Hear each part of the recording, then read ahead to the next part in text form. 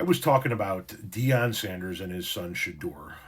His son Shador, according to Deion, was supposed to be drafted in the top five. He fell to number 144, I think it was, in the fifth round to the Cleveland Browns. And I gave my opinion on why he dropped. And my opinion on why he dropped included the fact that the player, not the father, the player himself has a bad attitude. The player has been physical with refs on the field. The player, Shador Sanders, has been a very poor sportsman, making it so that he goes out of his way to go bark at the teams he just beat, blaming his teammates when he loses, saying at the combine that any NFL team that's not willing to change who they are as a football team to accommodate him shouldn't take him. And then I mentioned how his father, Deion Sanders, mentioned how there are teams he won't let his son play for.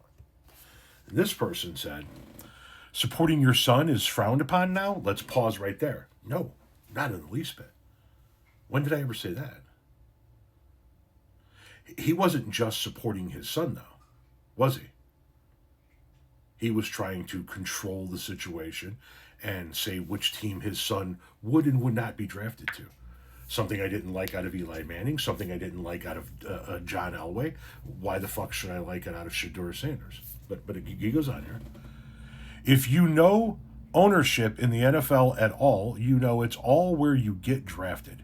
I think you should stay in your lane, dude. Your takes are mediocre at best. Well, here's what I know about Shador Sanders. According to the owners in the NFL, they didn't want to take him in the first 4 rounds. Did they?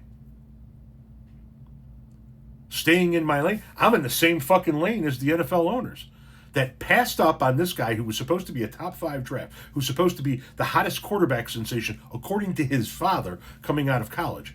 But yet every single NFL owner, if I know him at all, passed on him for 4 straight fucking rounds and didn't bother to take him until the 5th round. And the team that took him already has 4 quarterbacks on the roster ahead of him. There's a strong chance Shador Sanders is not on the Browns when the fucking season starts. I wonder whose lane I'll be in then. You want to see somebody staying in their lane? Let me show you something. Shador Sanders ripped by anonymous coach before NFL draft. Quote, the worst formal interview I've ever been in my life. One longtime NFL assistant coach said his time with Sanders was, quote, the worst formal interview I've ever been in my life. He's so entitled. He takes unnecessary sacks. He never plays on time. He has horrible body language. He blames teammates. All the shit I've been talking about, right? But the biggest thing is, he's not that good. I guess that former NFL assistant coach should stay in his lane, huh?